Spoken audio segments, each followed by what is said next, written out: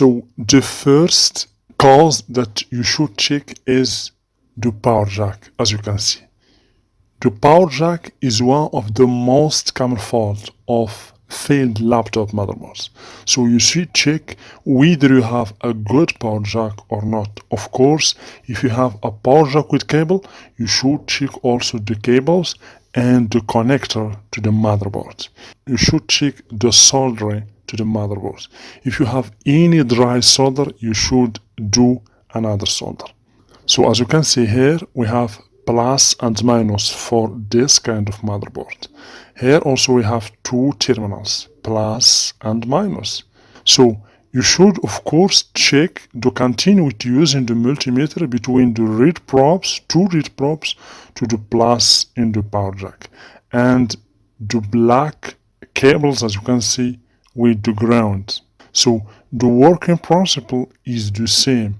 So the second cause that can cause a failed laptop motherboard is the diode, the protection diode. As you can see here, you will find always this kind of diode near to the power jack. Always this diode is connected to the ground in its anode, and as you can see here, we have this line, this white color. This is the cathode. It is always connected to the power rail, to the 19 volt or 20 volt power rail, depending on the type of the laptop. Here we have switches, two switches for this motherboard. Okay, you should also check the serviceability of these two switches in the motherboard. Of course, the switches are MOSFETs. To test the MOSFETs, easy. You should just check between source and drain. You should get a reading, not a continuity or a bezel. The next part that can cause a failed laptop motherboard is the random access memory, or RAM. As you can see over here, we have slot memory, and this is the RAM chip. Okay, so if you have a bad chip or not installed chip, you can get a failed laptop motherboard. That's why you should always check the RAM. You can of course change the slot, you can clean the RAM.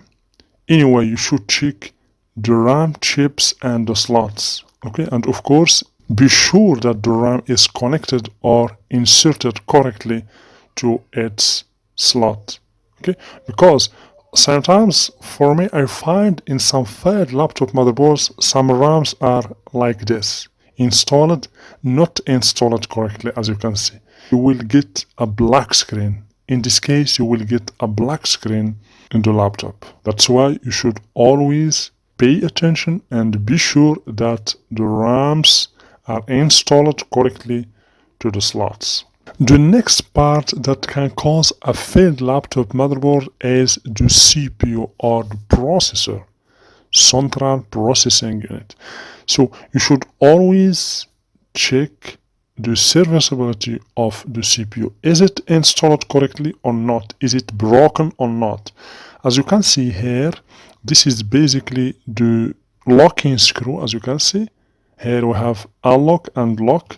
You should also check if the CPU is in good state. Okay, so if you find a bad here, basically this is the characteristics for the CPU. So the CPU, of course, is one of the most common faults that I find in many laptops that I had fixed. Of course, beside of the CPU, you should also check the CPU circuit, where we can find some inductors or coils and MOSFETs. As you can see, these four ICs are MOSFETs, 8-pin MOSFETs. Okay, and here we have coils or inductors. So this is basically MOSFETs, 8-pin MOSFETs, 4-pin for drain, 3-pin for source, and the 4th pin is for the gate.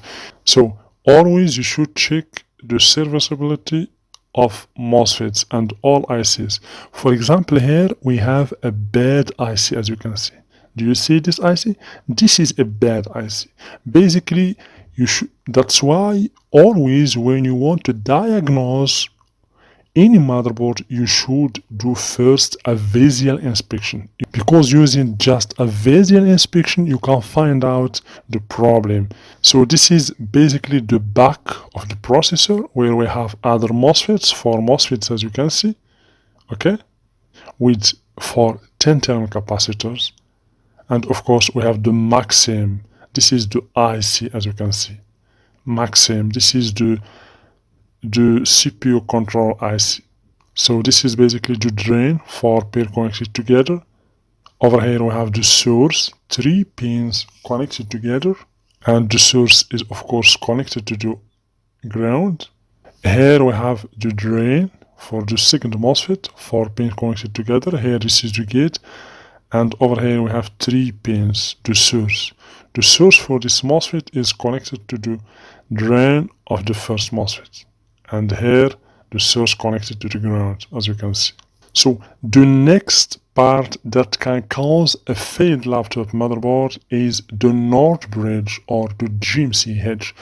Basically here the North bridge or the graphic card is integrated with the North bridge. Here this is the North bridge.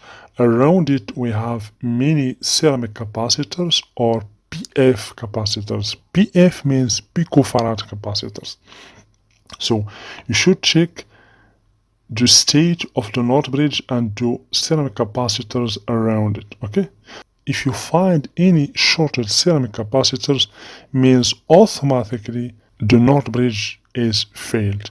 Here as you can see, basically this is the back of the North bridge. We have also many filtering ceramic capacitors. All these capacitors are filtering capacitors for the North bridge, okay? So any shorted capacitor here automatically means the North bridge is shorted, is failed.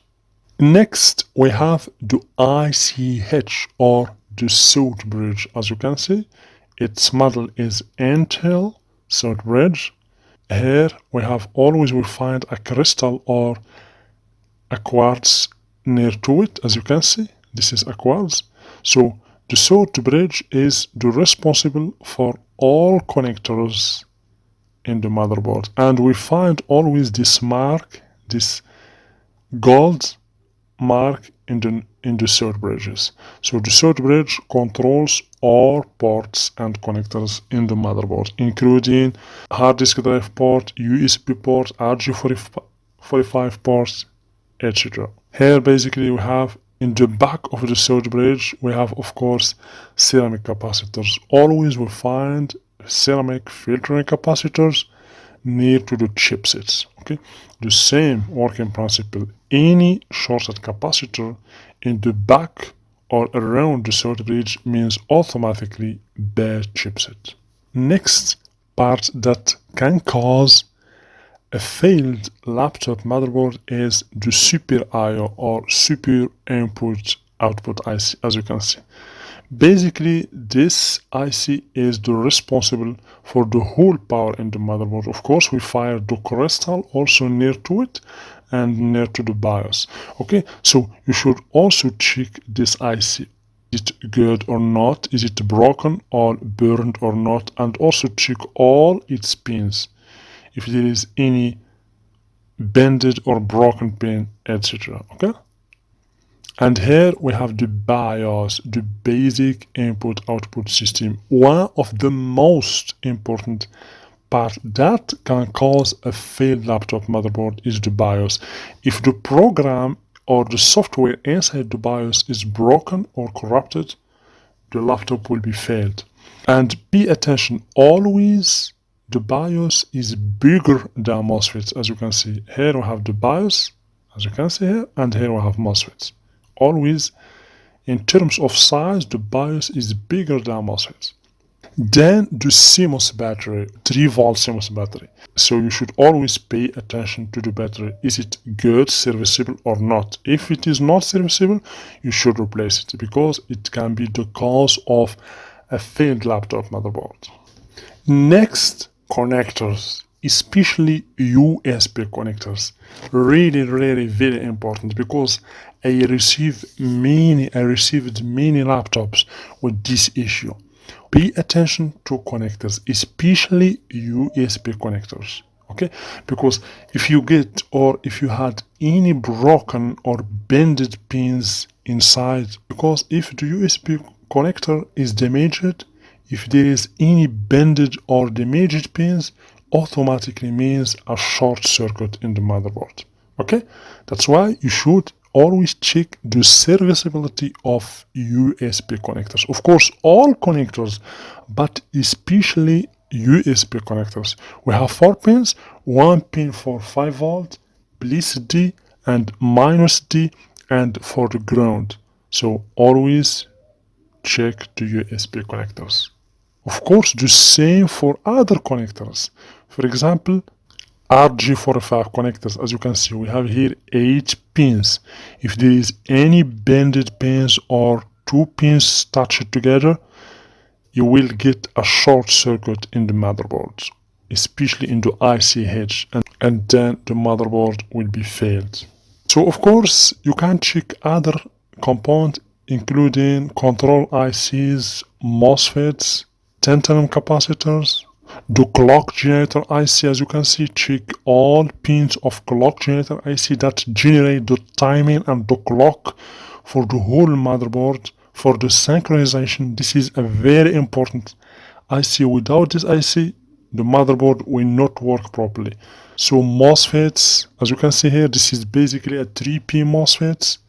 And also one of the most important ICs is the audio control IC. This is basically the IC that controls these ports, these jacks over here. If this IC is failed, these ports will not work properly. So that's why you should also check this IC. If this IC get very hot, means automatically is bad. And of course, here we have some ceramic capacitors that you can check. If any of these capacitors are shorted, means automatically the IC also is shorted. So if you find all parts good, you should check other components in the motherboard, including inductors, MOSFETs, electrolytic capacitor, ICs, ceramic or PF capacitors, Zener diode. As you can see, this is basically a diode, a Zener diode. Tantalum capacitors. This yellow capacitor also is a tantalum capacitor. So network resistors. This is a combination of many resistors. Okay, network resistors.